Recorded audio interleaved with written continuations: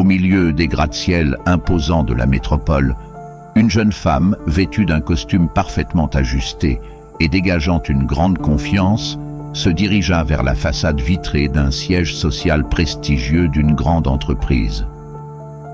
Son curriculum vitae impeccablement imprimé et ses réponses d'entretien minutieusement préparées témoignaient de sa préparation méticuleuse pour l'opportunité de sa vie.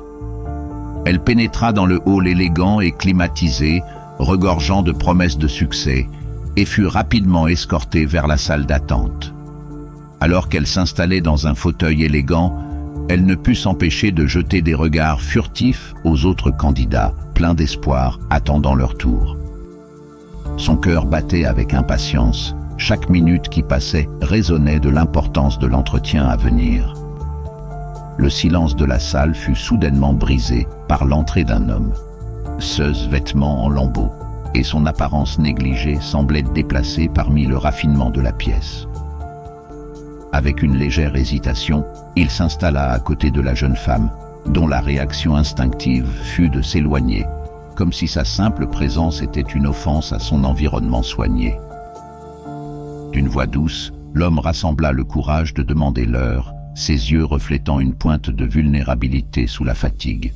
La réponse de la jeune femme fut empreinte de dédain, son mépris à peine dissimulé alors qu'elle rejeta sa demande d'assistance. Inébranlable, l'homme persista, expliquant sa situation avec une dignité tranquille qui semblait échapper à l'attention de la jeune femme. Encore une fois, il lui demanda très poliment d'aller lui chercher de l'eau au distributeur dans le couloir, lui montrant quelques pilules dans sa main gauche. Son besoin d'eau pour avaler ses médicaments fut accueilli par un éclat. L'impatience et la frustration de la jeune femme débordèrent, ne laissant aucune place à l'empathie ou à la compréhension. Après l'incident tendu, l'homme partit discrètement, laissant la jeune femme se débattre avec le poids de ses actions. Quelques minutes plus tard, alors qu'elle était convoquée dans la salle d'entretien, sa façade de confiance s'effondra à la vue de l'homme assis derrière un imposant bureau en acajou. Il n'était autre que l'homme qu'elle avait croisé plus tôt, mais cette fois-ci, il portait un coûteux costume à rayures. C'était le même homme qu'elle avait traité avec tant de mépris. La prise de conscience la frappa comme un coup de massue, les conséquences de son comportement clairement exposées devant elle. Elle s'excusa auprès de l'homme, ses mots semblant bien faibles face à la douleur qu'elle avait infligée. Cependant, l'homme répondit avec sévérité. « Vous avez en effet été très impolie et extrêmement blessante », commença-t-il, son regard restant inébranlable. « Vous êtes qualifié pour le poste pour lequel vous avez postulé. Cependant, le succès de cette entreprise repose sur les épaules d'adultes responsables et nous attendons de nos employés qu'ils incarnent ces valeurs. Nous cherchons à employer avant tout des personnes qualifiées en tant qu'êtres sensibles, respectueux et bienveillants, en plus des autres qualifications requises.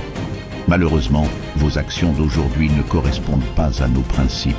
Vous ne ferez pas partie de cette entreprise. » La jeune femme sentit le sol se dérober sous ses pieds, la gravité du moment s'imposant à elle. Ce rêve d'un avenir prospère semblait lui échapper, les conséquences de son comportement se propageant bien au-delà des murs de la salle d'entretien. Cependant, lorsque la porte se referma derrière elle, une nouvelle résolution commença à germer en elle. Elle comprit que le succès ne se mesurait pas uniquement en termes de réalisation professionnelle, mais aussi en fonction de la profondeur de son caractère et de sa capacité à traiter chaque individu avec empathie et respect. C'était une leçon qu'elle jura de ne jamais oublier, une leçon qui façonnerait son chemin vers une meilleure version d'elle-même.